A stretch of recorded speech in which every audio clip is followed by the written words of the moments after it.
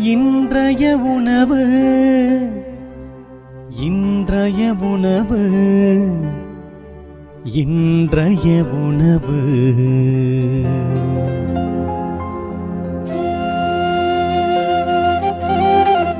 நற்செய்தி வழங்குபவர் தந்தை நிர்மல் ராஜ்.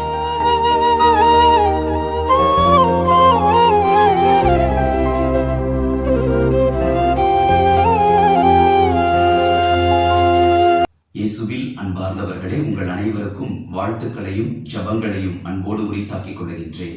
இன்றைக்கு தம திருத்துவத்தின் விழாவினை நாம் கொண்டாடுகின்றோம். கிறிஸ்தவர்களாகிய நாம் எப்பொழுதுமே தந்தை, மகன், தூய ஆவியாரின் பெயராலே என்று சொல்லிதான் நம்முடைய எல்லா காரியங்களையும் நாம் ஆரம்பிக்கின்றோம். முடிப்பது கூட மூவொரு கடவுளின் பெயரால் தான் நாம் முடிக்கின்றோம். அன்பானவர்களே, நம்முடைய கத்தோலிக்க கிறிஸ்தவர்களுடைய அடிப்படை மறைபொருளே தம திருத்துவம் தான். மூவரும் 3 ஆட்களாக இருக்கிறார்கள், ஆனால் ஒரே கடவுள். இன்றைக்கு இந்த மறைபொருளை விளக்குவதற்கு பல ஆயிரக்கணக்கான மக்கள் முயன்றிருக்கிறார்கள், முயற்சி செய்து கொண்டும் இருக்கிறார்கள். ஆனால் அடிப்படையில் நாம் புரிந்து கொள்ள வேண்டிய ஒரு காரியம், கடவுளை குறித்த முழுமையான நிலையை மனிதர்களாக இருக்கின்ற நம்மால் புரிந்து கொள்ள முடியாது. அன்பானவர்களை, எப்படி 3 ஆட்களும் ஒரே கடவுள் என்பதை குறிப்பிடுவதற்கு நம்முடைய கத்தோலிக்க திருச்சபையினுடைய அடிப்படை மறைக்கல்வி நமக்கு சொல்லுகிறது. ஒரே ஞானம், ஒரே வல்லமை, ஒரே தேவ கிருபை, ஒரே கடவுள் தன்மை, ஒரே தேவ சுவாபம் இருப்பதினால் ஒரே கடவுள் என்று நாம் குறிப்பிடுகிறோம். அன்பானவர்களே, பெரிய பெரிய விளக்கங்களை எல்லாம் நாம் படித்து கடவுளை விட மேலாக செல்ல முடியாது என்பதைத்தான் இந்த மறைபொருள் நமக்கு சொல்லிக் கொடுக்கிறது. அன்பானவர்களை, நாம் தொடக்க நூல் 1ஆம் அதிகாரம் 26வது வசனத்தில் நாம் வாசிக்கின்றோம். கடவுள் தனக்குள்ளாக பேசிக் கொள்வதை போல மானிடரை நம் உருவில் உருவாக்குவோம், நம் சாயலில் உருவாக்குவோம் என்று ஆண்டவர் மனிதர்களை படைத்தார். அன்பானவர்களே, காண முடியாத கடவுள் தன்னை இறை மகனாக இந்த உலகத்தில் வெளிப்படுத்தினார். தூய ஆவியாம் துணையாளரை இன்றைக்கு நமக்கு துணையாக தந்து மூவொரு கடவுள் நம்மிலே செயல்பட்டு கொண்டிருக்கிறார்.